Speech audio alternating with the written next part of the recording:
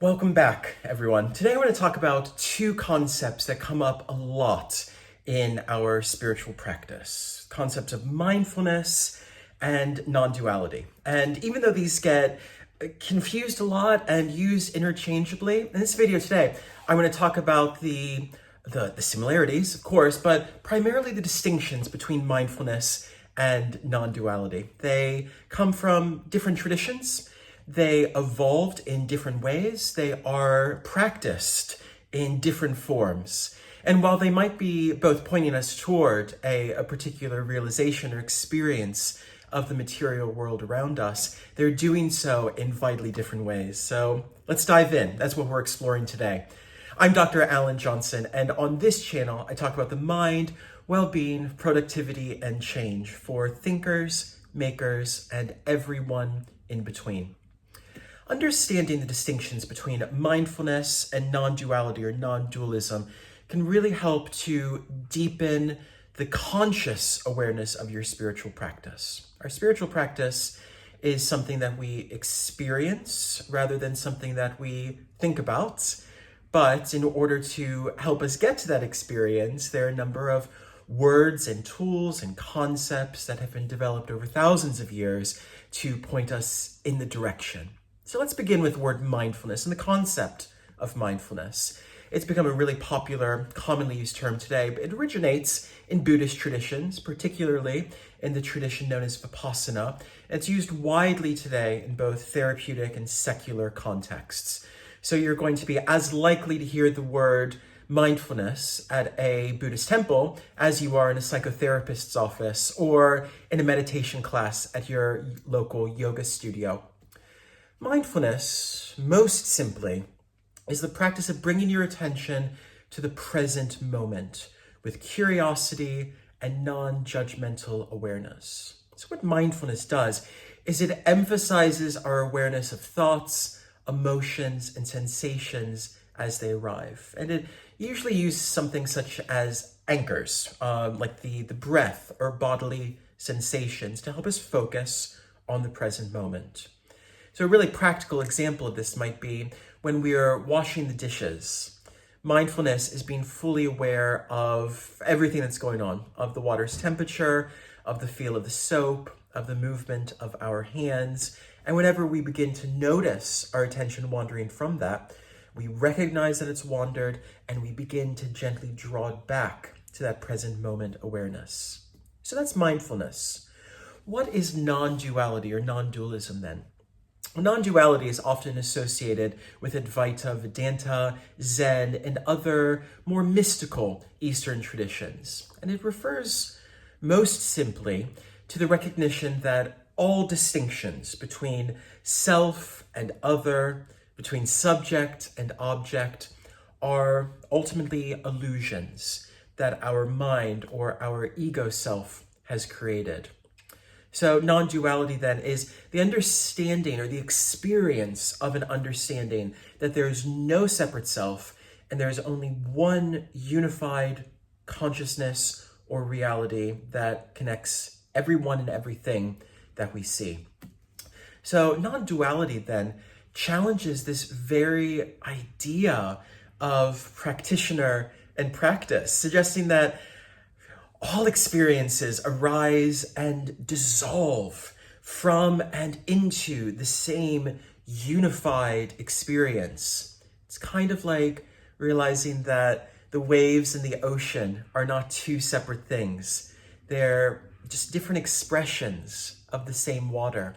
Or if you have two different light bulbs, maybe one is a 20-watt sort of calming light and the other is a 120 watt sort of bright incandescent light. You can plug them both into the same source, and while they might have different appearances outwardly, they're both drawing on that same source of energy.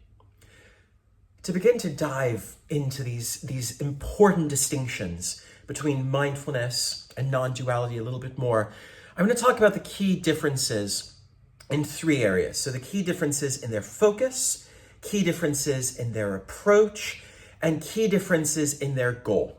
And I put goal in inverted commas because neither of them really have a goal. But as we begin these practices, we have a sense of something that we are wanting to do differently, or an experience that we're wanting to respond to differently. So it's not a goal as in saving money to go on holiday. It's more of a direction that beginners are told to move toward in order to achieve something that exists beyond the goal. So let's first of all talk about the distinctions in the nature of their focus. So mindfulness focuses on observing the content of our consciousness, our thoughts, emotions, and sensation. So we are observing everything that our physical presence is experiencing, and we're doing so in a non-judgmental way.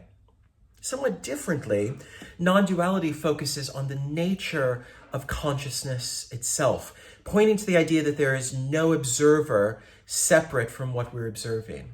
So if mindfulness is about observing a thought as it arises, observing an emotion as it settles on ourself, observing a bodily sensation as we feel it within our form, non-duality points out that none of those are separate, that self is not separate, that there is no different observer.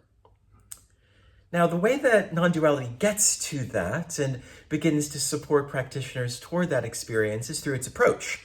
So let's talk a little bit about the differences in the approach between mindfulness and non-duality. So mindfulness in the West today is most commonly taught in an 8-week course, mindfulness-based stress reduction, leading to a gradual practice of cultivating awareness and presence. So bit by bit, over time, we are developing our ability to notice when our mind has wandered. It's kind of like going to the gym and lifting weights. And after we go to the gym for 8 weeks, we notice that we're developing physical strength in our muscles. It's exactly the same with mindfulness. It is that gradual practice of cultivating our awareness and our presence. We never get to an endpoint with mindfulness. There's not some sort of ultimate goal that we're attempting to achieve. It's about regularly showing up to our practice in order to do just that, to observe our conscious awareness. Non-duality then is quite different. Non-duality is a direct insight or realization that can oftentimes happen spontaneously or through guided inquiry. So non-duality is almost like a flash of recognition, a moment of epiphany where we see that all things are united, that all things come from exactly the same source, which are identical to the things and to the source itself. Mindfulness is a practice. Non-duality is an expression of realization in a moment. So that distinction probably alludes to these different so-called goals of mindfulness and non-duality. If we were to say there's a goal to mindfulness, it's to, make our waking lives better, to reduce suffering, to increase clarity, and to enhance well-being. I've done other videos on all the scientific research behind mindfulness. I'll link them at the end of this video so you can have a look at that. The goal of non-duality, if we can call it even that, if we can call it a goal, something quite different, something more subtle, more profound, more transformative.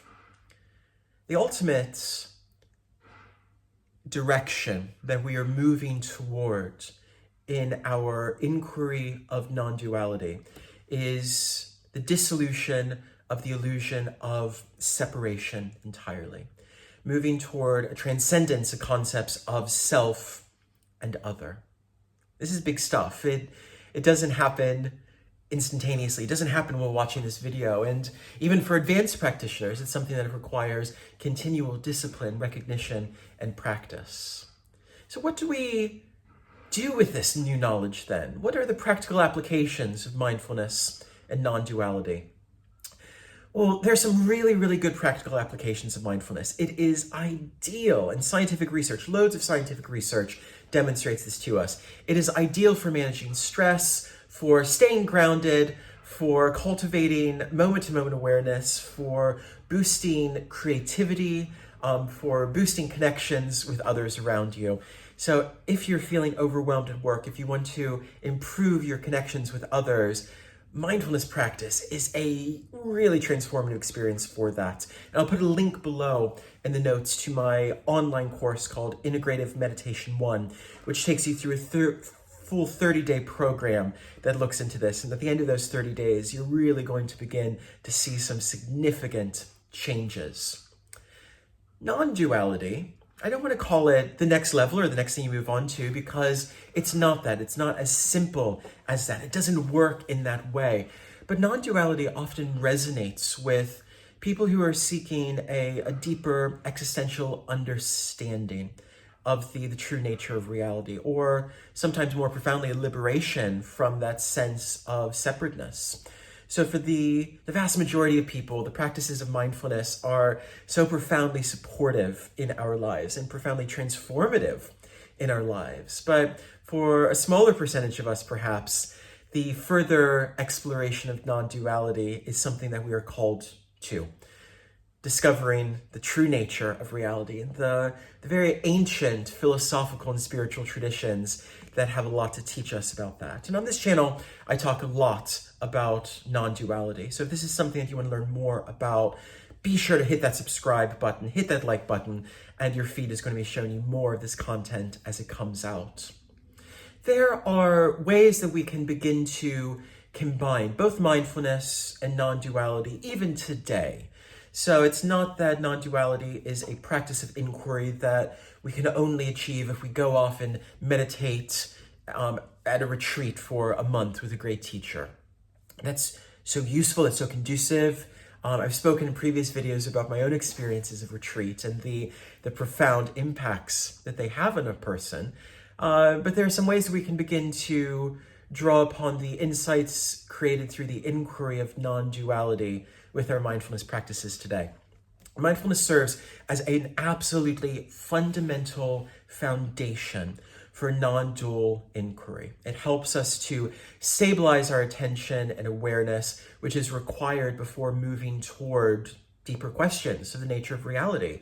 So to progress toward these bigger questions, we need to have begun to cultivate all of those tools that mindfulness creates.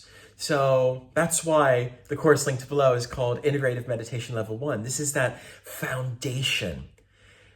Mindfulness meditation is a kind of a bridge, and non-duality is a destination. But remember, destination is not to be confused with a goal, because non-duality ultimately teaches us through the process of inquiry that there was never a journey in the first place. Remember also that mindfulness is not just about relaxation. It is about awareness. And non-duality is by no means whatsoever nihilistic. It's about embracing the unity of all experience and not denying it. You don't have to choose one practice over the other. They're complementary paths. And in this video, I've really intellectualized them. But we need to remind ourselves that both of them are a practice, something that we do almost entirely silently. If you're looking for practical tools to reduce stress and to live more fully, mindfulness is a great start. So click that link below and have a look at that. And if you've explored mindfulness and non-duality before, share your experiences in the comments. Even though both of these are very personal experiences, very independent experiences, as we move further into our practice of inquiry, we begin to realize that they really flourish in community. So share with the other viewers your experiences of these practices.